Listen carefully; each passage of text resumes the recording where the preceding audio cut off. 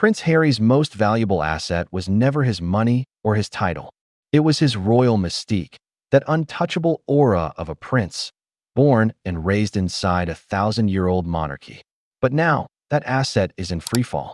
A series of quiet but brutal hits to his reputation are exposing a terrifying reality for the Duke and Duchess of Sussex. This isn't just about one snub or an embarrassing headline. It's about a slow, creeping irrelevance. A death by 1,000 cuts. As Harry's star fades, the pressure is now squarely on Meghan to salvage their crumbling media empire. The bad news for her is, it might already be too late. In this video, we're breaking down how this crisis of prestige could be the final nail in the coffin for the Sussex brand as we know it. The core of the Sussex brand, its unique selling point in the ruthless celebrity marketplace, was always a delicate balancing act. It was Meghan's Hollywood glamour fused with Harry's royal authenticity. But what happens when one half of that equation starts to look a little less authentic? What happens when the prince isn't really seen as a prince anymore? This isn't just speculation. We're arguably witnessing a systematic devaluation of the very currency that made Harry a global commodity. Some commentators have pointed to what they see as a symbolic erasure from the public face of institutions he was once central to. For example, there's been discussion about his diminished presence in materials at his former military academy, Sandhurst.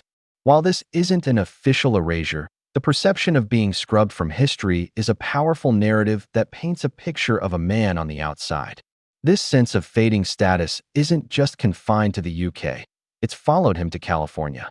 It's not one single event, but a steady drumbeat of negativity that is eroding his public image. And the numbers are telling.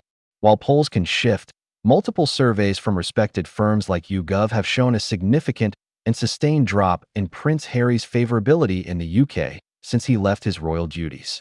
Even in the United States, where he and Meghan saw an initial popularity surge, some recent data has shown a decline.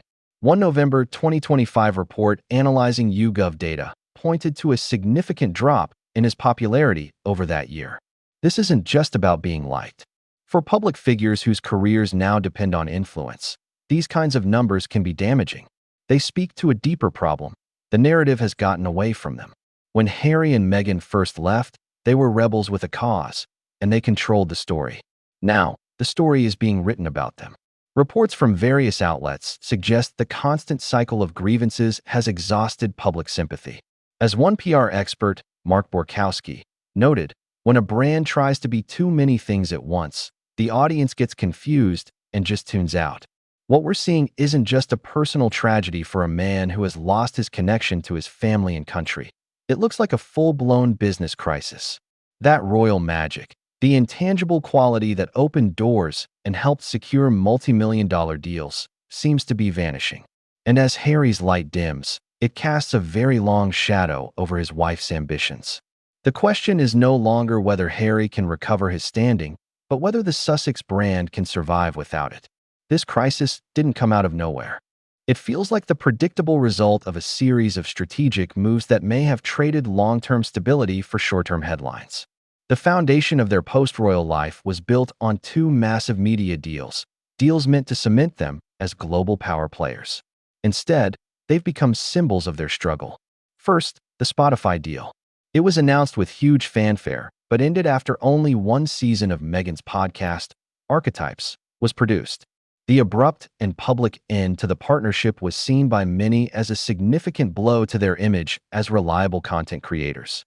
Then there's the centerpiece of their media empire, the Netflix deal. Initially reported to be a staggering overall deal estimated at around $100 million, it promised a slate of inspiring documentaries, films, and kids programming. The reality has been rockier. Their animated children's series, Pearl, was famously canceled by Netflix before it ever aired. While this happened during a time of wider content cuts at the streaming giant, for the Sussexes, it was another public setback that fed the narrative that they were struggling to deliver. The projects that did make it to the screen had a mixed reception. While their docu-series Harry v. Meghan was a ratings hit, it also relied heavily on the one asset they can't keep selling forever, their conflict with the royal family. Now, the very nature of their relationship with Netflix appears to have shifted. Recent reports from outlets like the New York Times and others suggest their exclusive overall deal was not renewed and has been replaced with a first-look arrangement. In the industry, this is often seen as a significant downgrade. An overall deal often means the studio funds your production company. A first-look deal just means they get the first right of refusal on projects you develop yourself. It shifts the financial risk and creative burden squarely onto Harry and Meghan's shoulders. They were never salaried employees, but independent producers. This change suggests they are now pitching for work more like everyone else in Hollywood. This pattern of underdelivery and strategic pivots has created the impression of a brand in constant turmoil. Each setback, each canceled show, each downgraded deal chips away at their credibility. It builds a house of cards on an already shaky foundation. And with Harry's personal brand value in decline, the whole structure is starting to look wobbly. And this is where the story pivots. This is where Prince Harry's reputational slide becomes an existential threat to Meghan Markle. The problem is what you might call the contagion effect. When one half of a brand built on a partnership becomes devalued, it inevitably affects the other. Meghan's entire post-royal enterprise is built on the idea of aspirational luxury and authentic influence. This is the promise of her lifestyle brand, which, after being launched as American Riviera Orchard, has been associated with the name as ever.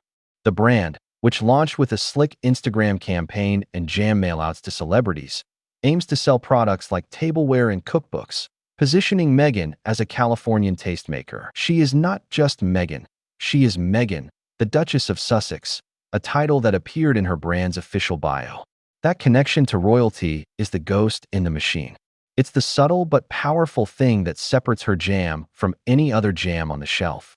The argument is that without the faint echo of royal prestige, she's just another celebrity selling lifestyle products in a brutally crowded market. And that prestige is what seems to be eroding. Harry was supposed to be the quiet, high-status consort to her new American court. He was the living embodiment of the royal in her brand. Instead, he has become a source of controversy and is seen by some as increasingly isolated.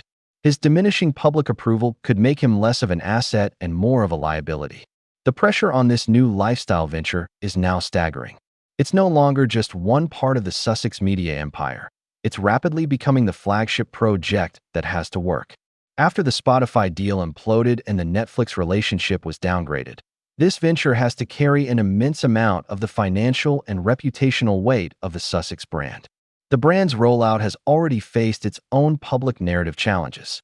There was widespread media speculation about a rebrand from American Riviera Orchard to as ever, linked to various trademark filings.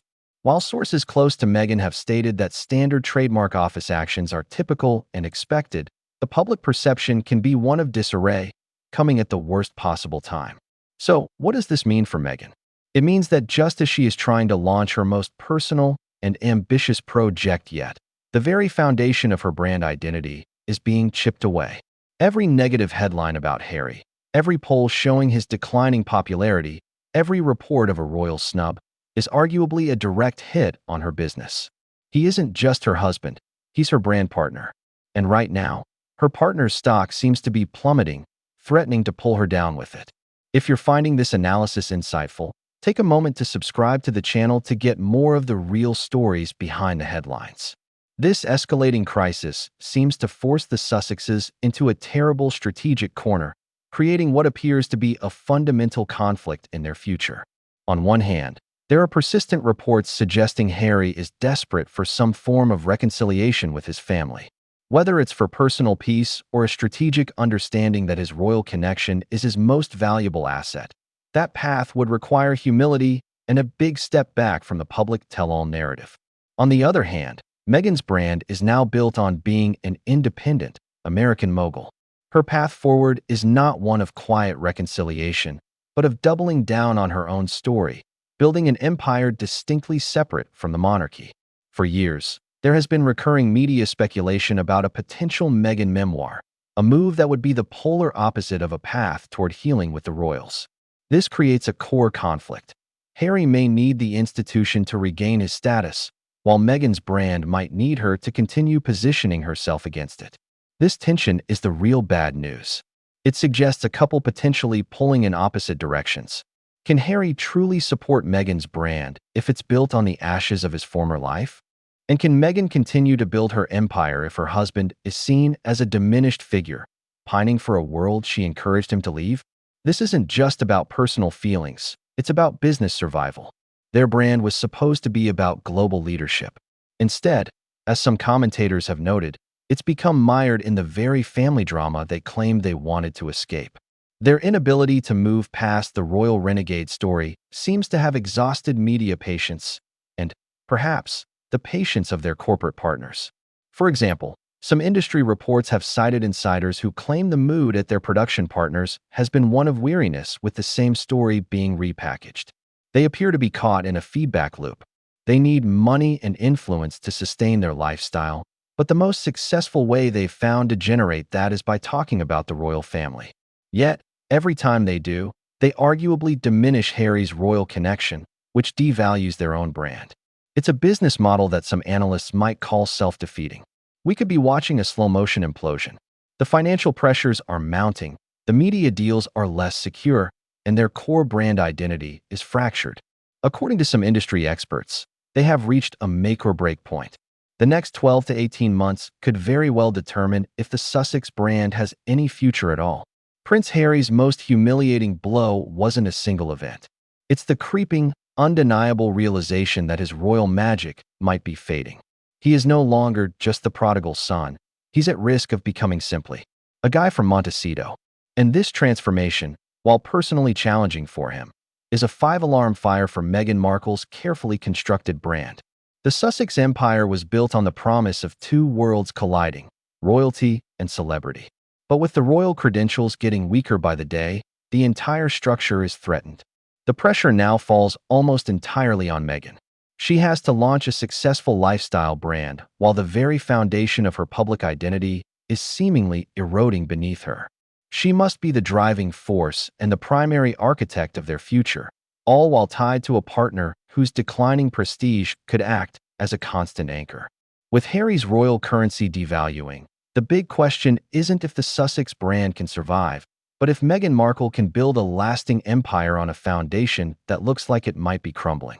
And can she do it alone? Let me know your thoughts in the comments below. And if you enjoyed this video, make sure to like, subscribe, and hit that notification bell so you don't miss our next breakdown.